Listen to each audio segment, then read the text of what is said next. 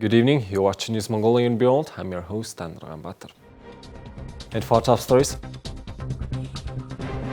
Mongolians in Washington D.C. protest. Young professionals are looking for opportunities in rural areas. And Mongolia's General Authority for Border Protection and General Customs Administration receives specialized inspection equipment from USA. And for the news, stay tuned.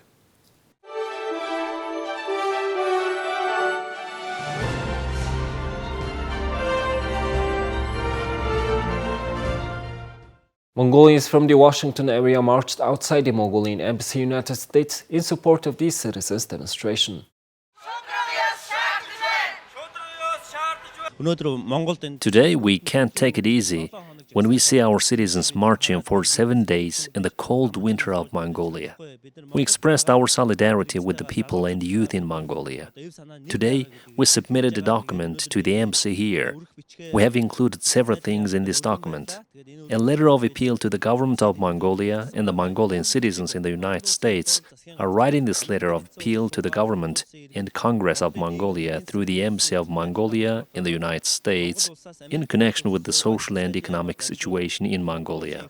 Article 1.2 of the Constitution of Mongolia is the basic principle of the state's operation in accordance with the rule of law to ensure democracy, justice, freedom, equality, and national unity. We demand a government that implement this principle. Citizens' demonstration against coal theft continues for the 7th day in the central square of Ulaanbaatar, the capital of Mongolia. We should pay particular attention to the health and safety of citizens marching in the cold winter and respond promptly to the demands of citizens. Secondly, the process of coal theft should be investigated by internationally renowned audit organizations and sorted out quickly with external supervision. The National Congress should hold an open hearing and discussion regarding the issue of the coal theft and make it available to the public. 4. People involved in coal theft, especially government officials with high knowledge, and the names of the main owners behind them should be held accountable, and we are demanding justice. The government of Mongolia is extremely responsible for the demands we have mentioned, and we have submitted this letter of appeal in order not to make erroneous policy decisions in this regard. We hope for an open response to our petition. So we would like to receive an official response to our letter. Our biggest demand is that the perpetrators should be held accountable for the theft. They need to return what was stolen from the Mongolian citizens. We are marching like this with the slogan of exposing all theft cases and returning the money and then taking legal responsibility. I came from Denver. A lot of sad things are happening because the children of close people have cancer. They need to go to Turkey or Thailand to receive therapy. Those people are receiving treatment if they can afford it, selling all their possessions to take care of their children. Families who have no assets and live below the poverty line, even if they know that they have cancer, they have no chance to get any treatment. It is unfortunate that they can't afford drugs and medication. It is difficult for the children who are the future of Mongolia to live. Children can learn well if they are healthy. You can live a long life by being healthy. This is why our young people are leaving Mongolia. All those who have the knowledge and education are leaving. They have no choice but to leave their homeland to make a living. They have no other choice. We also want to return to our country and live well. They are not giving us the right conditions to go back to Mongolia. We were here to save money, but we don't have the conditions to go and live back in Mongolia. It is not possible to raise a child in a healthy environment in Mongolia. If we don't act now, when will we? For 30 years, we have been brought up in such a society by closing our eyes and plugging our ears. But now everything is different. To become a citizen of a democratic Mongolia, we all have to fight against this evil. I don't even know how many zeros are behind 48 trillion Mongolian tokriks. The names must be announced. We are demanding the confiscation of their assets. Please reform the country with the released budget. We want to go back home and live well in our country. I want to dedicate everything I learned here to the future of my country. Don't make our country like this until we lose the ability to go. The rate of rural to urban migration is quite high in Mongolia. Most rural to urban migrants in Ulaanbaatar city are unable to afford apartments in the city center, so they live in the surrounding ski districts. The rapid rate of migration has been linked to high rates of air pollution, environmental pollution, unemployment, and traffic congestion. However, some young people from the capital are moving to rural areas. In our next report, we will highlight one of these families. This is Otbayr, a Mongolian language and literature teacher. After graduation, he received an invitation to work in Orkhon province and immediately accepted the offer. He says the main reasons behind the move from Ulaanbaatar are the traffic and air pollution. He says that the quality of education in the provinces and the capital city should be the same. I don't see much difference between teaching in Ulaanbaatar city and province schools. After COVID-19 lockdowns, teachers and students learned to continue lessons online. I don't like when people say that education is better in Ulaanbaatar city and worse in the provinces. His wife, Erdentoya, is also a Mongolian language and literature teacher. The couple says that good curricula and different after-school programs are also available in the provinces. Sometimes I wonder why people are moving to Ulaanbaatar city when there are plenty of opportunities here in the province. If the infrastructure was well developed, I don't think people would necessarily want to live in apartments. If there was an essential infrastructure, people could live on their own land. When people think of rural areas and regions, they think they are less developed, but we can see that everything necessary for child and youth development is here. We have here internet connections and extracurricular activities like everywhere else. 31,000 people a year move from the provinces to Ulaanbaatar, almost the whole population of Hovd province. Meanwhile, there are plenty of opportunities for young professionals like Otbayr in the provinces.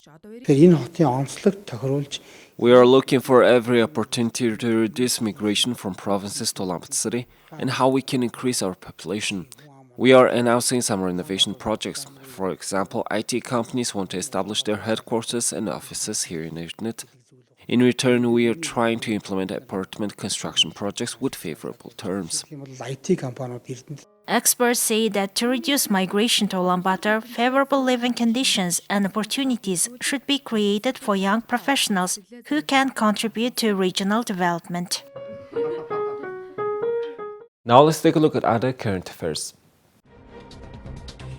On December 9th, the United States provided specialized inspection equipment to Mongolia's General Authority for Border Protection and General Customs Administration for use in examination of vehicles and cargo arriving in Mongolia at official ports of entry. The inspection equipment is sponsored by the U.S. Department of State, Bureau for International Security and Non-Proliferation Export Control and Border Security Program.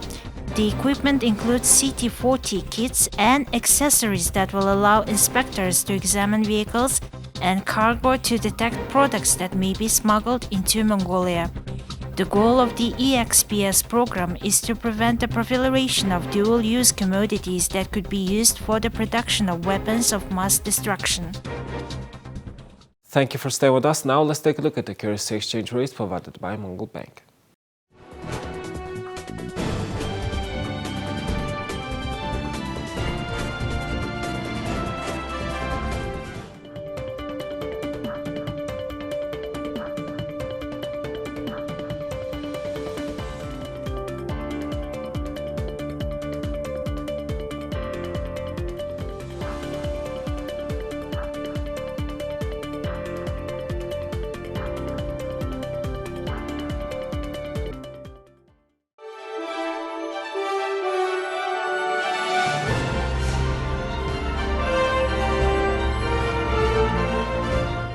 Here's the international news from our partner agencies. The European Union has said it is set to approve on Monday a first series of sanctions against Iran over its crackdown on protesters and for supplying drones to Russia to use it in the conflict in Ukraine, the bloc's top diplomat said. The decision came after many of the bloc's foreign ministers expressed dismay at Iran's execution of a second prisoner on Monday. Majidreza Ranavard was convicted over crimes committed during the nationwide protests challenging the country's theocracy, publicly hanging him from a construction crane as a gruesome warning to others. European Union Foreign Policy Chief Joseph Borrell said he spoke to Iran's foreign minister regarding Tehran's response to the protests and the latest execution, and that it was not an easy conversation. Iran, certainly Iran, second execution. On Friday evening I had a long conversation with the Foreign Affairs Minister of Iran. You can imagine, certainly talk about this execution. I expressed the concern of the European Union, the condemnation and the sanctions that are going to be taken today, both for humanitarian reasons and for the Iranian support to Ukraine. Iran continues saying that they haven't been delivering drones to Russia after the starting of the war, and they don't plan to send rockets to Russia. Let's see. There'll also be a strong discussion in relation to Iran. I understand this morning there has been another execution of someone who was protesting, I think there's no doubt but that we will also extend the targeted sanctions package against individuals in Iran who are responsible for the unacceptable response to protest in Iran. And of course, a continued concern also in terms of the supply of drones to Russia, which are being used to target civilians in Ukraine. Good morning. Even though it's very, very cold here today, we saw yesterday that for the second time the regime in Tehran executed a person without a fair trial. This is quite obviously, with these public executions, a blatant attempt to intimidate people not just for taking to the streets, but these executions are blatant attempts at intimidation. Not for people committing crimes, just for taking their opinions to the streets, simply because they want to live in freedom like us, and there are more executions, more attempts at intimidation.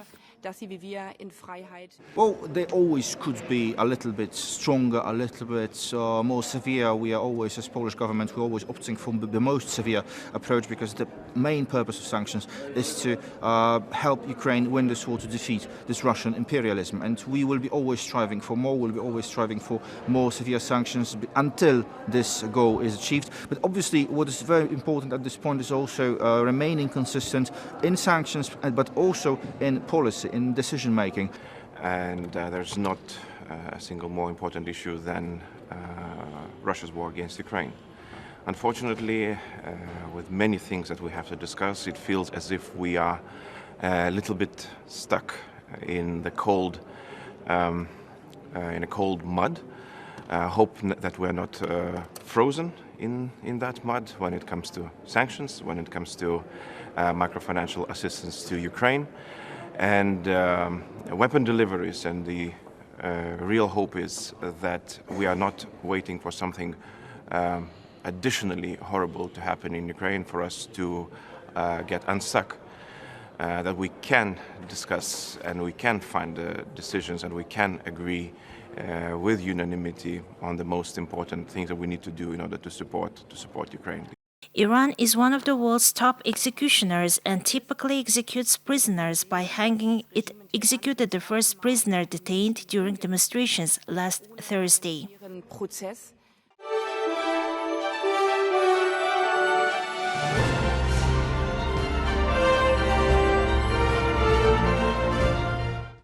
Now let's take a look at our regular feature on sports.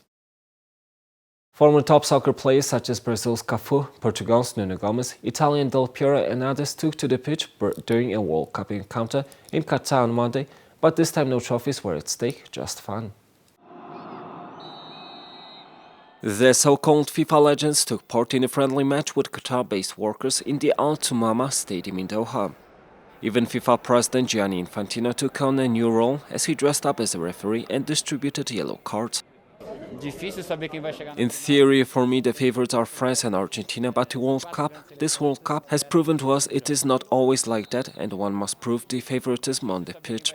But if I had to bet, like most people likely, it would be France and Argentina in the final. Morocco is an undeterred team that has already had an incredible World Cup that suffered only one goal. One must really prepare well and above all, not think about the final just yet, just concentrate on this match and then we will see. Everyone, I think, enjoyed themselves. They concentrate on football, they love Qatar being successful all around the things, but the most important thing, we see everyone come safe and leave safe. This is the main thing.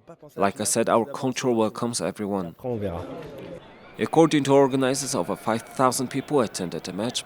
It was a side event of the World Cup, a day ahead of the upcoming semi-finals that will see Argentina face Croatia and France against the surprise of the tournament, Morocco. Qatar came under heavy international pressure to introduce labor reforms in recent years as it sought to build new World Cup stadiums in record time, often using migrant workers who toiled for long hours under harsh conditions. Thousands of football fans, mostly Argentina supporters, jammed Doha's historic Souk Waqif on Monday, cheering and dancing in excitement ahead of their FIFA World Cup semi-final with Croatia. The match will take place at the Lusail iconic stadium in Qatar on Tuesday. Draped in varied white and light blue colored paraphernalia, Argentine fans invaded the Souk area waving flags, singing, dancing and cheering ahead of the match. Tomorrow is an early final, we have to win. This is the llama. It is a typical animal from Argentina, from the Puna, from northern Argentina. The energy of safety, it's our karma, it's our soul that brings us luck. We are here from day one, from the first day to the final. We are accompanied by a lot of faith, a lot of passion. We are looking forward to this game, to win of course, obviously. Nobody believed in us against Brazil, but we proved everybody wrong. And we beat the top favorite of this tournament, so we can beat anybody, I think. So we are going to the end. The two-time world champions booked their place in the last four with a penalty shootout victory over the Netherlands in an ill-tempered quarter-final clash.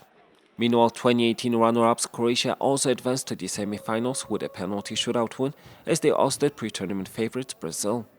Croatian fans were widely outnumbered on Monday by the Argentines flooding Doha's Souk Waqif, but were nonetheless hopeful for a net victory from their team. The match at Lusail iconic stadium will pit two of the greatest number 10s the sport has seen against each other, with Luka Modric and Lionel Messi both vying to be crowned champion for the first time at what is likely to be their final World Cup. Here's the weather forecast of all major cities.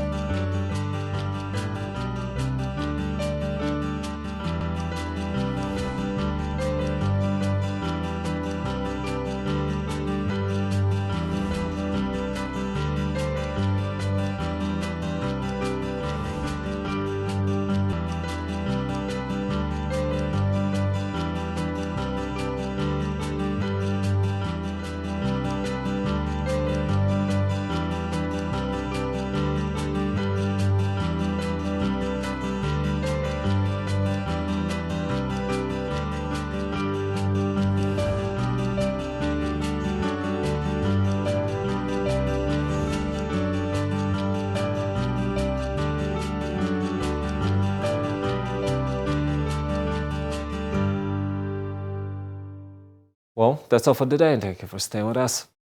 We'll see you tomorrow with more news and updates. Have a nice evening. Goodbye.